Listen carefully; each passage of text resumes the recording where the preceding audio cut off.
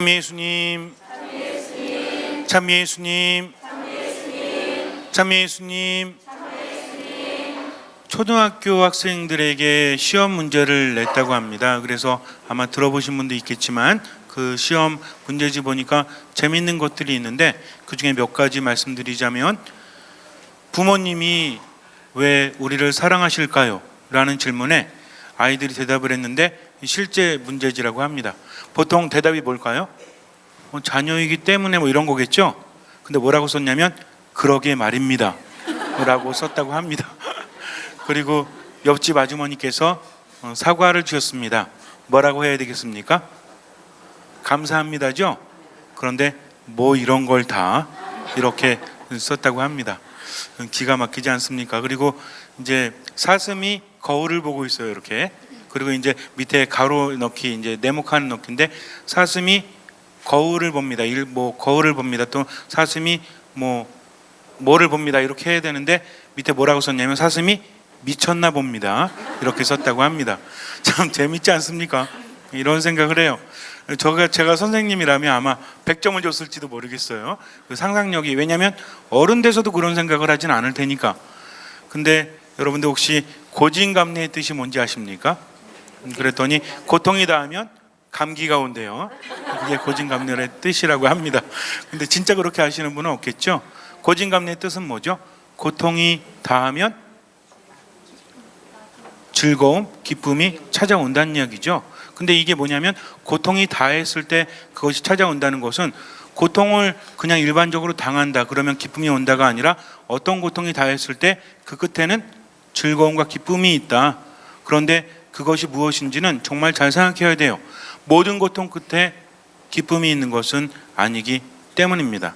우선 우리 복음 말씀이라는 것은 영적인 데도 도움이 되지만 우리가 세상을 살아가는 데도 도움이 돼요. 그래서 말씀을 잘 깨닫게 되면 우리들의 사고의 폭이 넓어집니다. 통찰력이 생긴다는 거죠. 하느님께로부터 오는 지혜는 지식을 포함하는데 지식이 무조건 지혜가 되지 않아요. 지식과 지혜 중에서 무엇이 더 중요합니까? 지혜가 더 중요하다는 거죠. 지식이 있는 사람은 많지만 지혜가 있는 사람은 많지 않아요. 참된 지혜가 있는 사람은 앞을 내다볼 수 있습니다.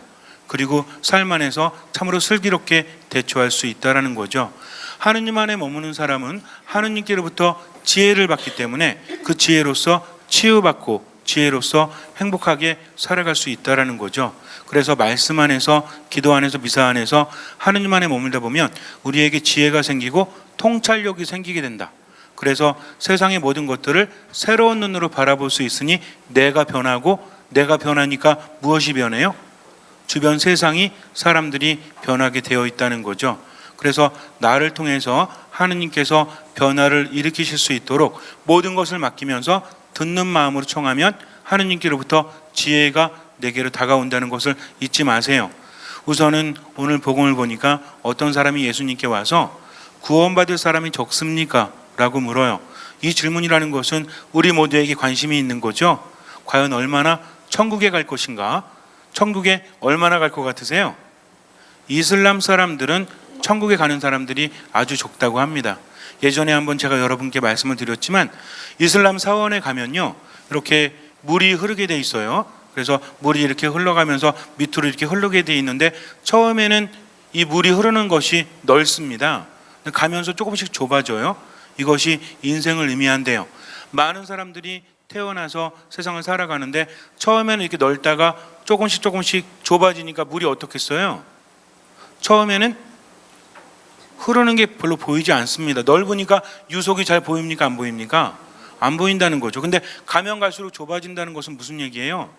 물의 빠르기가 빨라지는 것을 우리가 볼 수 있다는 거죠. 처음에 인생은 빠르지 않아요. 그런데 나이가 들수록 어떻습니까? 빨라진다는 거죠. 그러면서 처음에는 넓었지만 갈수록 좁아진다는 겁니다. 그래서 많은 사람들이 세상에 태어나지만 결국은 천국에 갈 수 있는 사람들은 어떻다? 적다라는 거죠. 그래서 인생을 그렇게 표현하고 있대요. 그러다 보니까 그들에게 있어서 천국에 가는 것은 너무나 어려우니까 어떻습니까? 이걸 잘못 사용하니까 어때요? 순교하면 천국에 갈 수 있다. 천국에 가는 게 어려운데 순교하면 천국에 갈 수 있다라고 하니까 이게 왜곡되니까 어떻게 하는 겁니까? 자살, 폭탄, 테러하는 거죠. 그리고 그 사람들은 자기들이 뭐 한다고 그래? 순교한다고 그러죠. 순교하면 어디 가니까? 어떻게 보면 통찰력이 있긴 한데 조금 어긋난 통찰력이라는 거죠. 세상은 잠시뿐이고 모든 것이 허무한데 마지막 영원한 생명을 얻으면 천국은 영원하기 때문에 천국을 선택한다라고 하지만 그거는 잘못된 선택입니까? 아니면 현명한 선택입니까? 잘못된 선택이라는 거죠. 그래서 그들에게 뭐가 없는 거예요? 지혜가 없는 거죠. 그리고 그렇게 이용을 하고 있는 거죠. 어떤 고통이 있거나 아픔이 있는 아이들을 모아놓고 그 아이들을 쇠뇌시킵니다. 신앙은 쇠뇌가 아니에요. 신앙은 깨달음이요 체험이라는 거죠. 그래서 진리가 너희를 자유롭게 하리라는 말씀을 잊지 마세요. 신앙은 우리를 자유롭게 합니까? 억압합니까? 자유롭게 한다는 거죠. 근데 신앙을 갖고 있다고 하면서도 예수님을 만나지 못하니까 자유롭지 못하고 행복하지 않은 겁니다. 하느님 안에 머무는 사람은 불행하지 않은 게 아니에요. 하느님 안에 머무는 사람은 어떤 사람이죠? 행복한 사람이라는 거죠. 기쁨이 있는 사람이라는 겁니다. 그러니까 모든 삶의 기준, 모든 삶의 마음을 어디에 둡니까? 변화하는 세상에 두는 것이 아니라 변화하지 않는 기쁨에 둔다는 거죠. 이걸 잊으면 안 돼요. 세상은 변화됩니까? 안 됩니까? 변화될 수밖에 없죠. 나도 변하고 너도 변하고 세상도 변하게 마련이니까. 그러니까 세상에 마음을 두면 계속 변하니까 어때요? 불안하죠? 그러나 영원히 변치 않는 것에 마음을 두니까 이 기쁨은 영원할 수밖에 없다는 겁니다. 신앙인들은 세상 안에 살면서도 변하지 않는 하느님을 바라보는 사람이에요. 근데 내가 신앙생활 한다고 기도하고 말씀 묵상하고 미사했는데 누굴 바라보지 않았어? 하느님을 바라보지 않았어요. 이거 무슨 얘기인지 아십니까? 상가집 가서 밤새 울어놓고 아침에 뭐라고 그러는 거예요? 누가 죽었습니까? 라고 말하는 것과 같다는 거죠. 내가 하는 행위가 무엇인지 알아야만 된다는 겁니다. 신앙은 무엇입니까? 신앙은 하느님을 바라보고 그분 안에 머문다는 거죠. 이것을 우리가 가장 중요하게 여겨야 되는데, 그렇다면 하느님은 어떤 분이시죠? 나를 나보다 더 잘 아시는 분이요, 나를 나보다 더 사랑하시는 분이시다. 그러니 염려할 필요가 있어요, 없어요? 나를 잘 아시고 나를 사랑하시는 전지전능하신 하느님께서 내 옆에 계시는데 불안해할 필요가 있습니까, 없습니까? 없다는 거죠. 그런데 믿지 않으면 어떻게 해요? 믿지 않으면 흔들리게 마련이에요. 베드로가 예수님께서 물 위를 걸어오실 때 주님이십니까? 그러면 저더러 물 위를 걸어오라고 하십시오. 그랬더니 예수님께서 그래 걸어오너라 그러셨죠? 그럼 믿고 걸어갔어야 되죠? 근데 어떻게 했어요? 의심을 품습니다. 왜 의심 품었죠? 못나서? 아닙니다. 물 위를 걸어본 사람은 알아요. 여러분도 혹시 번지 점프 해보셨어요? 번지 점프? 옆에서 볼 때 떨어지는 사람 거의 없죠? 근데 내가 발에다 묶고 위에 올라가면 어때? 죽을 것 같아. 떨어지기가 참 쉽지가 않아요. 알면서도 우리는 삶 안에서 흔들리게 되어 있다는 겁니다. 그런데 자꾸만 떨어져 보면 어떨까요? 제가 아는 분이 번지 점프를 100번 이상 했대요. 그럼 이분은 번지 점프 할 때 떨릴까요, 안 떨릴까요? 별로 안 떨린대요. 왜? 간이 커서? 왜 그래요? 해봤기 때문이죠. 100번을 해보니까 이제는 안전하다는 것 즐길 수 있다는 겁니다. 인간의 삶이라는 게 그래요. 믿음을 두고 하느님 안에서 자꾸만 경험을 하다 보면 내가 성장하죠. 근데 고통 속에서도 성장하지 않는 것은 제대로 알지 못하기 때문입니다. 고진감래라는 것은 당하는 고통 끝에 기쁨이 있다는 것이 아니라 내가 선택하는 고통, 그러니까 내가 능동적으로 달려드는 고통 끝에 즐거움이 있다는 얘기죠. 그래서 신앙인들에게 있어서 고진감래는 100% 맞습니다. 왜 맞죠? 나 때문이 아니라 누구 때문에? 하느님 때문이라는 거죠. 아이들이, 여러분들 아이들 키워보셨죠? 아까 부모님은 우리를 왜 사랑하십니까 했을 때 아이들이 뭐라고 그랬어요? 그러게 말입니다 라고 하면 우리도 안 되는 거예요. 부모님의 사랑이라는 것은 애가 미운 짓을 할 땐 밉지만 그래도 부모는 자식을 저버릴 수 없지 않습니까?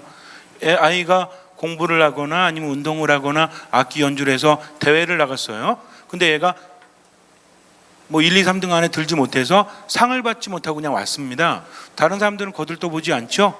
부모는 뭐라 그래요? 야, 네가 수고했어. 그동안 과정 속에서 네가 고생했으니까 아빠 엄마가 오늘 맛있는 거 사줄게. 또 뭐 갖고 싶은 거 없니? 하면서 아이에게 보상을 주지 않습니까? 왜 보상해 줬죠? 등수 안에 못 들었는데? 부모이기 때문이라는 거죠. 마찬가지입니다. 하느님은 우리를 우리 엄마 아빠보다 더 사랑하시고 더 잘 아십니다. 그러니 내가 하느님을 위해서 하느님 안에서 머물 때 당하는 고통이 있다면 그 보상은 누가 해주신다? 주님께서 해주신다는 거죠. 그러니까 고통 끝에는 분명히 낙이 옵니까 안 옵니까? 온다는 거죠. 누구 때문에? 하느님 때문에. 그래서 고진감래라는 것은 신앙인들에게 딱 들어맞는 말이다. 100% 맞다. 근데 뭐가 없으면 안 돼요? 믿음이 없으면 안 된다는 거죠. 고통 끝에 낙이 온다고 그래가지고 그래? 그러면은 의자에 앉아 있을 때 이렇게 좀 불편한 자세로 있으면 힘들어요, 안 힘들어요? 힘들죠. 근데 그렇게 계속 앉아 있으면 낙이 올 것 같아요?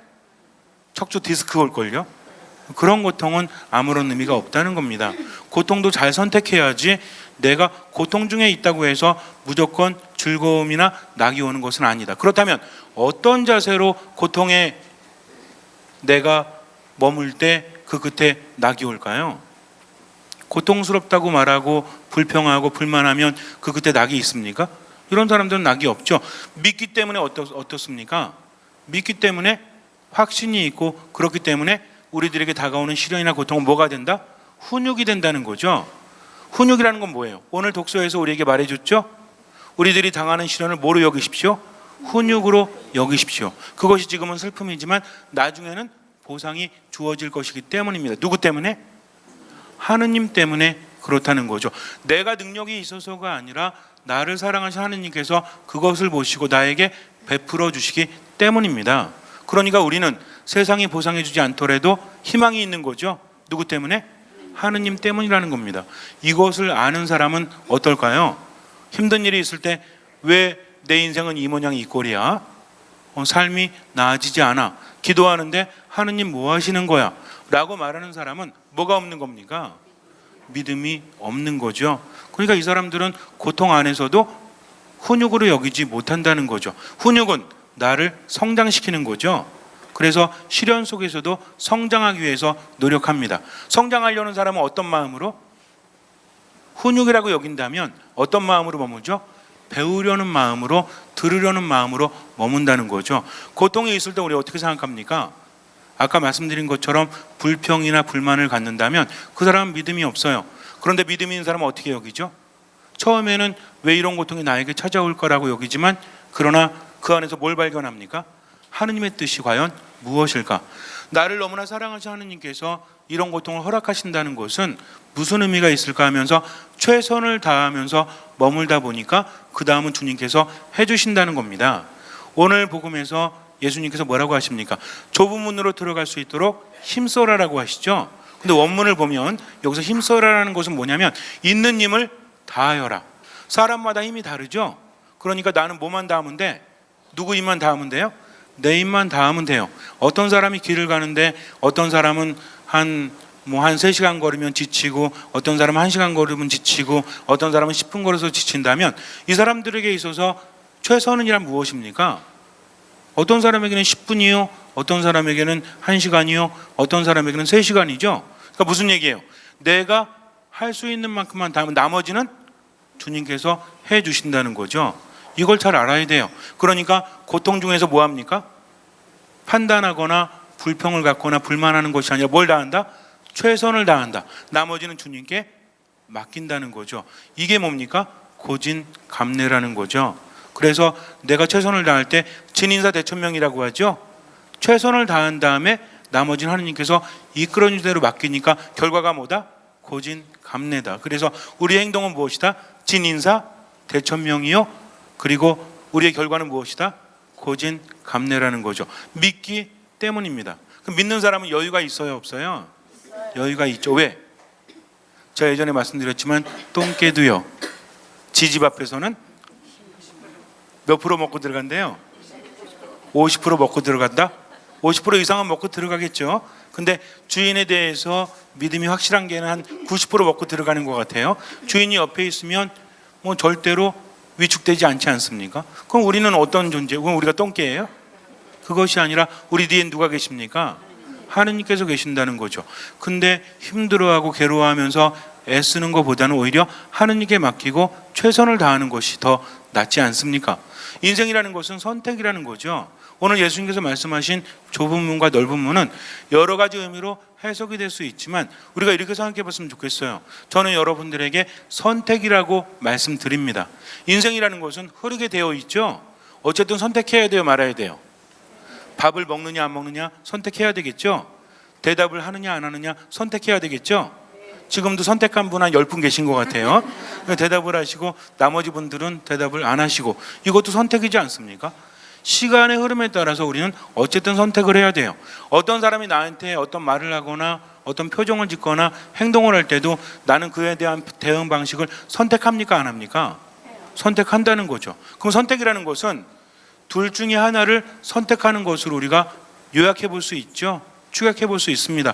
무엇을 하느냐 안 하느냐, 또 할 때도 더 적극적으로 하느냐 적극적으로 하지 못하느냐. 물론 여러 가지가 있지만 결국은 선택은 하느냐 안 하느냐. 열심히 하는 건 하는 거고 대충 하는 거 안 하는 걸로 우리가 생각해 볼 수 있다면 결국 하느냐 안 하느냐인데, 그렇다면 넓은 문과 좁은 문의 선택이라는 기준은 과연 무엇일까요? 예를 들어서 내가 그냥 아무런 생각하지 않고도 하는 것은 좁은 문으로 가는 겁니까? 넓은 문으로 가는 겁니까? 여러분들 가끔 이렇게 어떤 산이라든지 아니면 관광지 같은 데 갔을 때 걷다 보면 사람들이 이렇게 문이 큰 게 있고 작은 게 있죠? 그럼 아무 생각 없으면 어디로 가요? 따라가게 되어 있지 않습니까? 이게 무슨 얘기예요? 아주 편안하게 갈 수 있는 것이 있고, 또는 좁은 데는 뭐예요? 의식하면서 들어가야 한다는 겁니다. 그러면 내가 여태까지 살아오면서 그냥 내 삶 안에서 내가 편한 대로 선택했다는 것은 넓은 문이에요, 좁은 문이에요?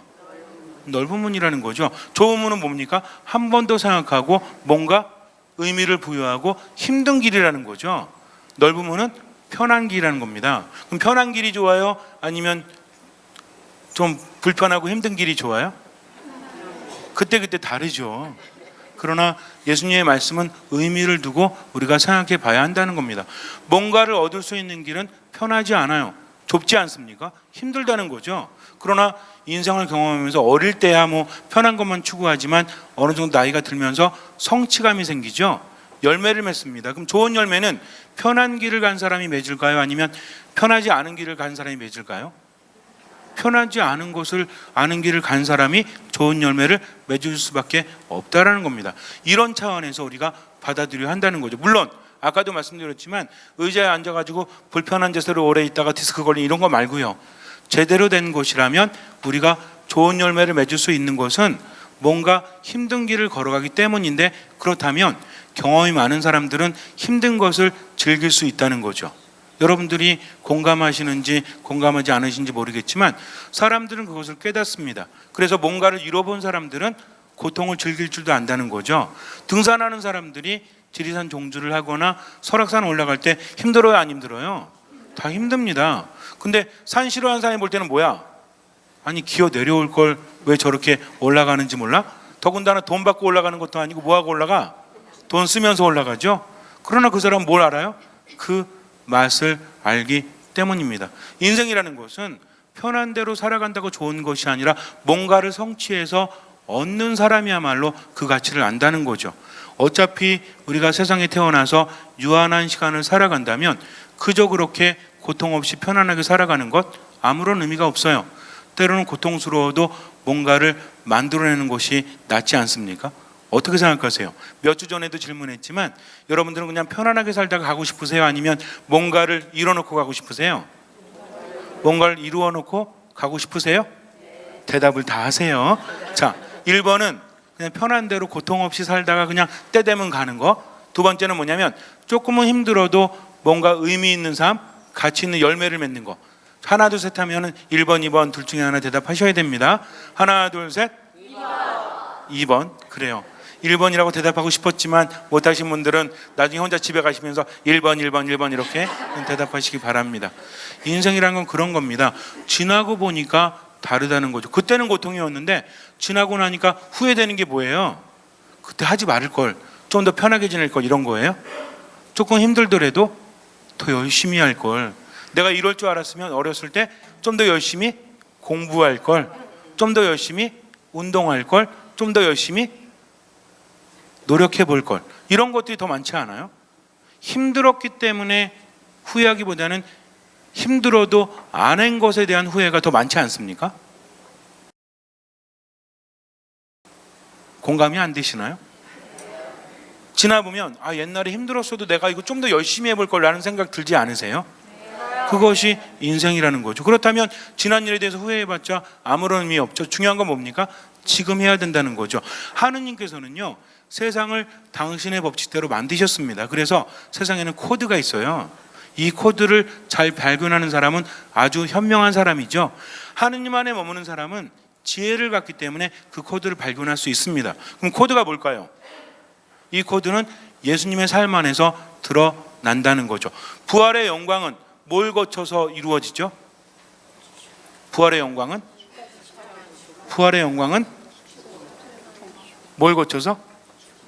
아니, 우리 신자들이면 대답할 수 있는 세 글자 있잖아요. 무엇을 거쳐서? 십자가를 거쳐서 부활의 영광에 이른다는 겁니다. 근데 이걸 잘 이해해야 돼요. 십자가는 고통이죠. 옛날에 뭐였습니까?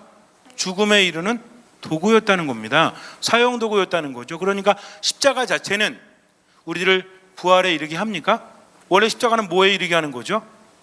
죽음에 이르게 하는 겁니다. 그러나 거기에 누가 달리심으로? 예수 그리스도께서 달리심으로 인해서 죽음이 아닌 무엇이? 부활이 왔다는 거죠. 그렇다면 내 고통은 일반적인 십자가가 되어야 됩니까? 아니면 예수님께서 계신 십자가가 되어야 돼요? 예수님께서 계신 십자가는 우리를 구원에 이르게 하고 부활의 영광에 이르게 하지만 예수님이 없는 십자가는 그냥 죽음에 이르게 한다는 거죠. 고통 중에 있다고 해서 무조건 성공하는 것이 아닙니다. 문제는 뭐냐면 얼마나 의식을 가지고 영광에 이르게 하는 고통을 내가 선택하느냐는 거죠. 그 자세는 아까도 말씀드렸지만 내게 다가오는 시련은 무엇이다? 나를 성장시키기 위한 하느님께서 허락하신 것이다. 그러니까 그 안에서 뭘 추구합니까? 하느님의 뜻을 추구하는 사람이라는 거죠. 인생이라는 게 그렇지 않아요? 뭔가 노력하면 열매가 있습니까? 없습니까? 하느님께서 그렇게 만드셨어요. 동물과는 다르게 만드셨습니다. 여타 동물과는 어떻게 만드셨냐면 아무런 능력이 없고 정말 인간은 보잘것없는 능력을 가지고 있지만 어떤 능력이 있죠? 학습할 수 있다는 능력이 있죠. 그러니까 처음에 노력해서 1년, 2년, 3년 지나면 꾸준히 노력하면 나중에 열매를 맺어야 안 맺어요? 열매 맺는다는 거죠. 근데 우리는 시간 안에서 얼마나 많이 허비했어요. 3년만 열심히 노력해도 어느 정도 준 전문가는 된다고 합니다. 그럼 앞으로 남은 인생 안에서도 마찬가지죠. 이렇게 만드셨다는 겁니다. 근데 이 3년을 어떻게 보느냐가 중요하죠. 열매를 바라보는 사람, 내가 뭔가를 이루어야 되겠다고 멀리 내다보는 사람은 뭘 다합니까? 최선을 다한다는 거죠. 그러면서 그런 고통을 선택하니까 그 열매는 어때요? 우리에게 달게 느껴지는 거죠. 근데 아무것도 안 하고 편한 대로 세상 사는 사람들은 결국 아무것도 변하지 않는다는 겁니다. 좁은 문이라는 것은 고통이 잇따르긴 하지만 그 뒤에 뭐가 있다? 영광이 있고 구원이 있고 기쁨이 있다는 겁니다. 이것은 신앙뿐만 아니라 우리의 삶 안에서도 마찬가지죠. 그러니까 뭘 하시더라도 절대 뭐 하지 않는다? 불평하거나 판단하거나 불만을 갖지 않고 내가 해야 될 것이란 뭘 다한다? 최선을 다하고 나머지는 주님께 맡기면 되니까 마음이 편안합니까? 불편합니까? 편안한 거죠. 나는 최선을 다했어요. 나머지는 기도하면서 주님께 맡기면 된다는 겁니다. 그렇다면 우리가 좋은 문을 선택해야 되는데 문은 과연 뭘까요? 아까도 말씀드렸지만 이 세상을 살아가면서 최선을 다하는 것이 문이라면 그렇다면 신앙적으로 영적으로 문은 무엇입니까? 예수님께서 말씀하셨죠. 나는 양들이 드나드는 무엇이다? 문이다라고 말씀하십니다. 그러니까는 문은 뭐예요? 예수 그리스도라는 거죠. 이제 알았어요. 예수 그리스도가 문이라는 것을. 근데 예수님이 문인데 뭘 어쩌란 말이죠? 여기서 우리가 한번 생각해 봐야 합니다. 여러분들 혹시 사문이라는 말 들어보셨어요? 사문? 제가 갑자기 이렇게 표현하니까 좀 헷갈리실 것 같은데 누구 문화에 있느냐 이런 얘기 들어보셨습니까? 누구 문화에 있느냐 이런 거? 요즘에는 그런 말 잘 안 쓰죠? 옛날엔 썼죠. 그래서 무슨 문 이렇게 하면 사문이다. 그래서 뭐 사형사제 이렇게 부르고 막 그랬잖아요. 여기서 사문은 뭡니까? 뭘 의미하는 거예요? 예를 들어서 나하고 누가 뭐 동문수학했다. 그래서 한 사형제 그러면 한 누구 밑에서? 한 스승 밑에서 자랐다는 거죠. 그래서 문이라는 건 뭐냐면 한 스승의 무엇을 가르침을 의미한다는 겁니다. 그래서 우리가 예수님이 문이라고 한다면 그 문으로 드나든다고 한다면 기준이 뭐겠어요? 예수님의 무엇? 예수님의 무엇? 좁은 문. 예수 그리스도라는 좁은 문을 통과하는 사람은 예수님의 무엇을 따르는 사람들?